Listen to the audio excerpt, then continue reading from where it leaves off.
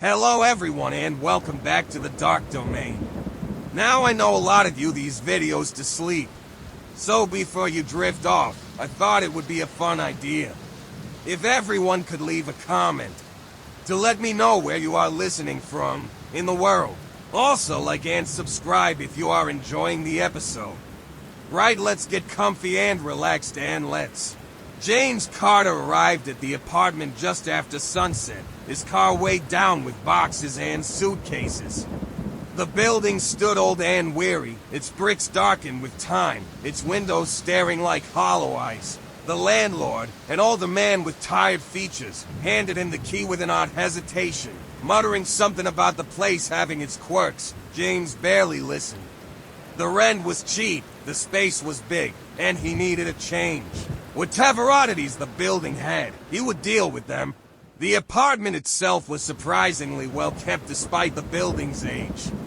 The hardwood floors creaked under his steps, the dim yellow light from the ceiling cast long shadows along the walls, and the air carried the scent of dust and something faintly metallic. In the center of the living room stood a large wooden bookshelf, nearly touching the ceiling, its frame thick and heavy. It looked out of place, as if it had been dragged there to serve some unknown purpose rather than for decoration. As James unpacked, exhaustion settled in. He reached for a box, but his elbow knocked against the bookshelf, causing it to shift slightly with a deep groan. Behind it, something was there, a sliver of darkness, a narrow gap revealing the edge of an old, locked door embedded in the wall. The sight of it sent an unexpected shiver up his spine. The wood was dark, nearly black, with deep scratches marring its surface, as if someone or something had clawed at it desperately. There was no keyhole, only a tarnished brass handle and a sense of something unsettled lingering in the air. The landlord had said nothing about an extra door. James ran his fingers over its surface, the grain of the wood rough beneath his skin. He pressed against it, but it refused to budge. It was as though it had been sealed long ago, never meant to be opened again. That night, the apartment felt different. The silence stretched unnaturally, thick and heavy, as if the air itself resisted movement. James lay in bed, eyes half-lidded, body succumbing to exhaustion until the sound came. A slow, deliberate scratching from behind the bookshelf. It started faint, like the soft scrape of nails against wood. Then it grew louder, more insistent, as if something trapped behind that door was trying to dig its way out. James held his breath, every muscle in his body tightening. The noise went on for minutes, relentless, methodical, and then silence. The air felt colder, the room seemed darker. James listened, heart pounding, but no sound followed. He exhaled shakily, telling himself it was just the old building settling. But deep down, a thought took root, cold and unwelcome. Something was behind that door. The door consumed James's thoughts. Every time he walked past the bookshelf, he felt its presence, an unspoken invitation, a quiet taunt. He tried ignoring it, convincing himself it was just an old, forgotten part of the building. But the more he resisted, the more it called to him. He tried everything to open it, a screwdriver, a knife, even a hammer, but the door wouldn't give. The lock was solid, unyielding, as if the wood itself resisted him. Frustration mounting, he finally asked the landlord about it. The old man's face paled at the mention. His expression darkened, and in a voice colder than before, he simply said, "There is no door." Then he refused to speak of it again. That was when the changes began. Small things at first, his coffee mug in the wrong place, the closet door slightly open when he was sure he had closed it. Then, in the mirror above his bathroom sink, his reflection stopped syncing with him. At first, he thought he was imagining it, just a trick of the mind, exhaustion playing games. But one night, as he washed his hands, he caught it. His reflection stood still, eyes locked onto him, even as he turned away. The apartment itself seemed to breathe. The walls creaked at odd hours, the air thickened with an unshakable tension. At night, he would wake up in the darkness, heart pounding, ears straining against the silence. Then he would hear its soft, deliberate footsteps, slow, measured, moving from the living room to the hallway, stopping just outside his bedroom door. He would force himself to get up, hands trembling as he flipped on the lights. But each time, there was nothing, no sign of movement. Only the lingering weight of something unseen, something waiting. One night, as he stood in the living room, his eyes fell on the bookshelf. The door behind it remained locked and touched. But for the first time, he noticed something else thin, jagged scratches on the floorboards, leading out from behind the bookshelf, as if something had crawled out, or tried to. James had barely slept in days. The apartment felt different now, heavier, colder, wrong. The whispers in the walls, the shifting objects, the unblinking reflection each incident had chipped away at his sanity. Yet, despite the fear that gnawed at him, he couldn't stop thinking about the locked door. One evening, while wiping dust from the floor near the vent, his fingers brushed against something small and metallic. Wedged deep inside the rusted slats sat an old brass key. The moment his skin made contact, an unnatural chill shot up his arm. He yanked his hand back instinctively, his breath quickening. The key looked ancient, its surface dull and tarnished with age. Strange symbols lined the edges, too faded to read, and its teeth were jagged, uneven, almost organic. He knew, deep down, that this key was meant for the door behind the bookshelf. It had been waiting for him. His pulse thundered as he approached the locked door. The key felt a cold, the metal biting into his palm. A deep, unsettled feeling crawled through his chest, screaming at him to stop. But he didn't. His fingers trembled as he slid the key into the lock. The moment it turned, the entire apartment shuddered. Every light flickered violently, plunging the room into chaotic shadows. A deep and natural cold spread through the air, sinking into his bones. The door creaked open slowly, revealing nothing but pitch-black darkness beyond. James felt it then, a presence, something inside the room, something that had been waiting, watching. The air around him thickened, pressing against his skin like unseen hands. His breath hitched, the overwhelming sensation of being observed sinking into every nerve. He wasn't alone. Something was there. James hesitated at the threshold, staring into the darkness beyond the open door. His instinct screamed at him to stop, to shut the door, to walk away, but curiosity gripped him harder than fear. Taking a slow, measured breath, he stepped through. The moment his foot crossed the threshold, the atmosphere shifted, heavy, stagnant, long. His apartment lay before him, but not as he had left it. The furniture was misplaced, subtly different, as if someone had recreated the space from memory but got the details slightly wrong. The walls, once a neutral beige, seemed darker, almost stained. The air reeked of dust, mildew, and something faintly rotten. James took another step forward, his shoes scuffing against the floor. His heart pounded as his gaze landed on the hallway mirror. His reflection stood there, motionless. At first, it seemed normal, but then he blinked, and it didn't.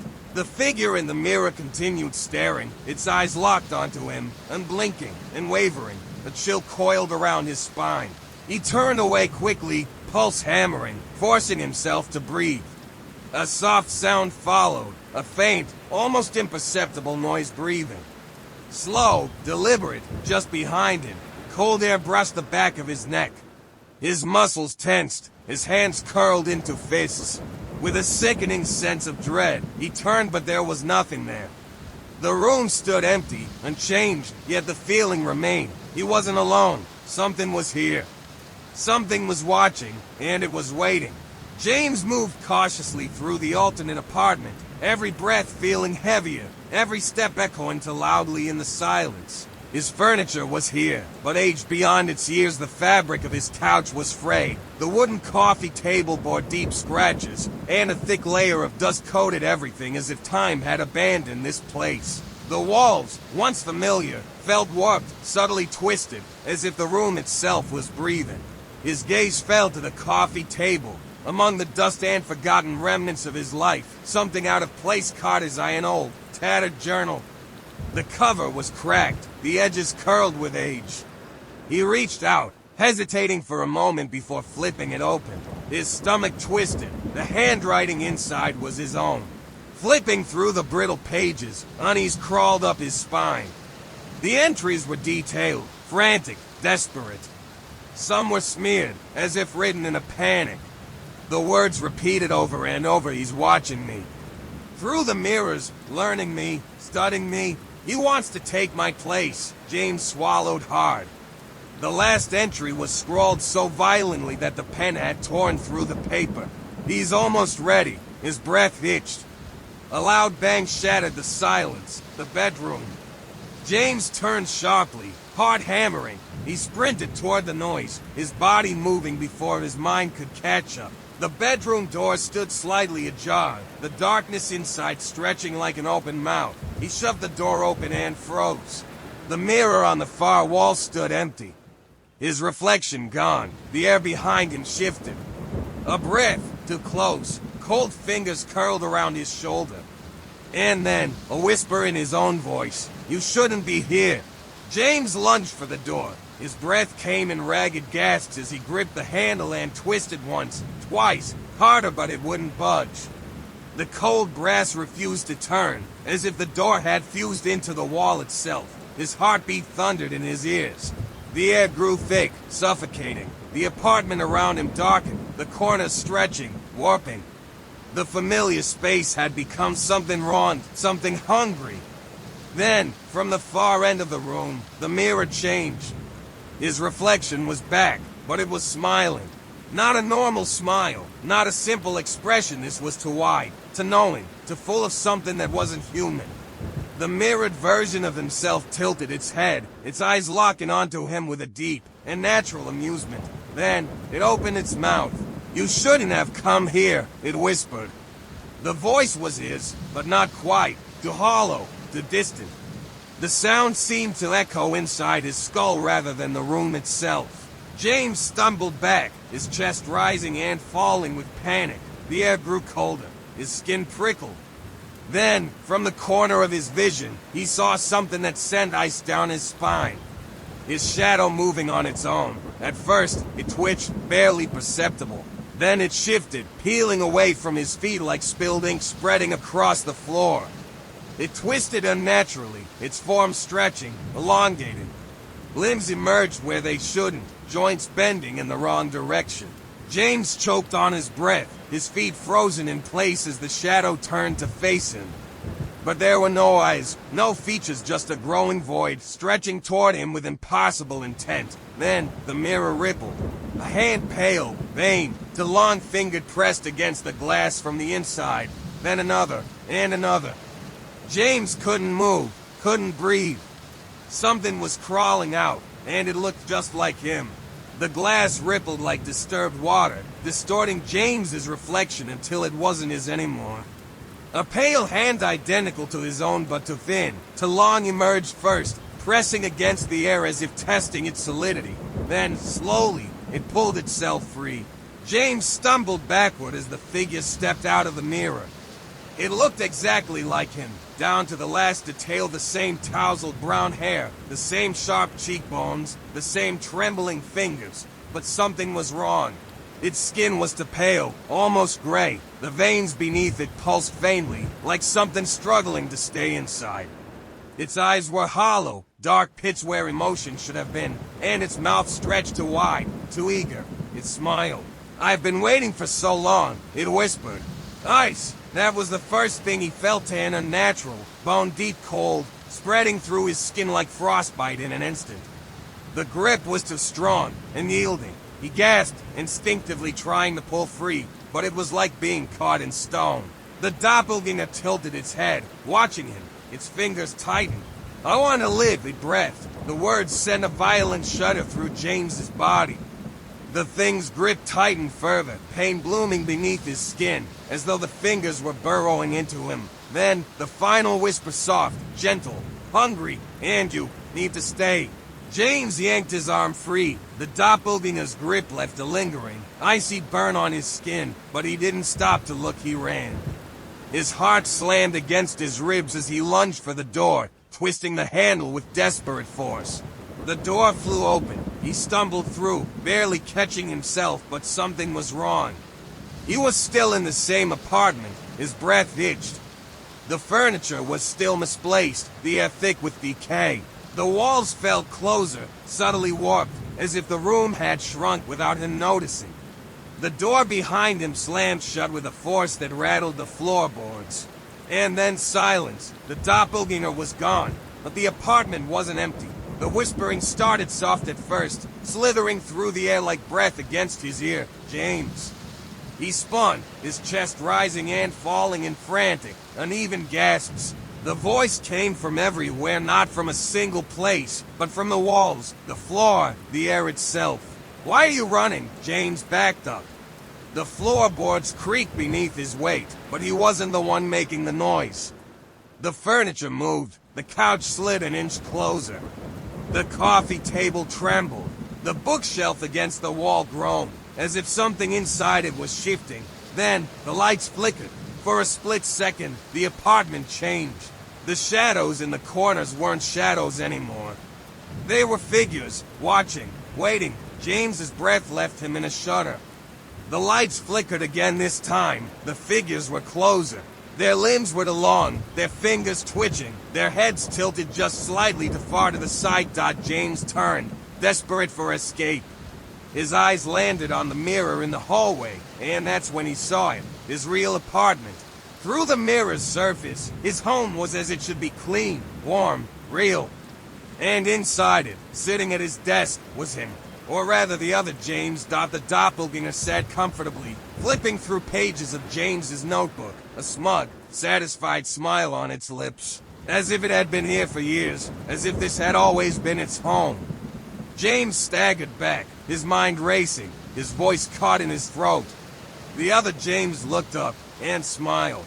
James pounded on the mirror. His fist struck the cold surface again and again, his breath fogging up the glass, his body trembling with raw desperation.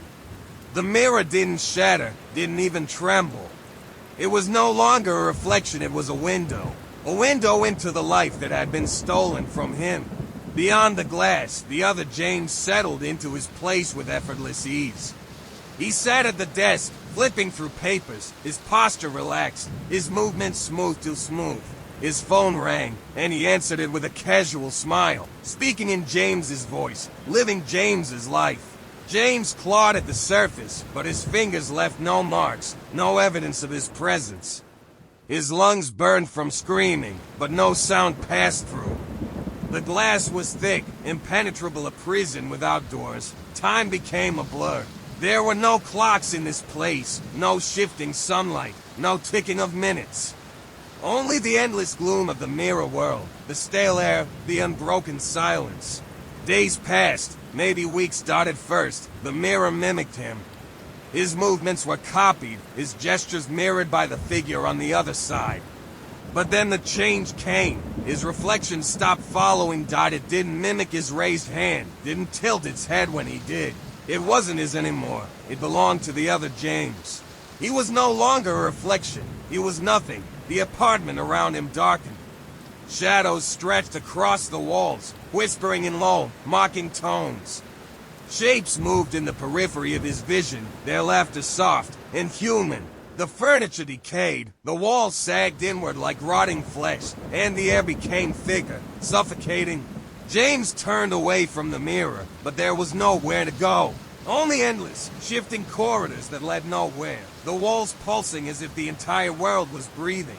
The whispers grew louder, a chorus of amusement, of forgotten things welcoming him into their ranks. No one would remember him. No one would know he had ever existed. James Carter was gone, and the thing that had replaced him was thriving.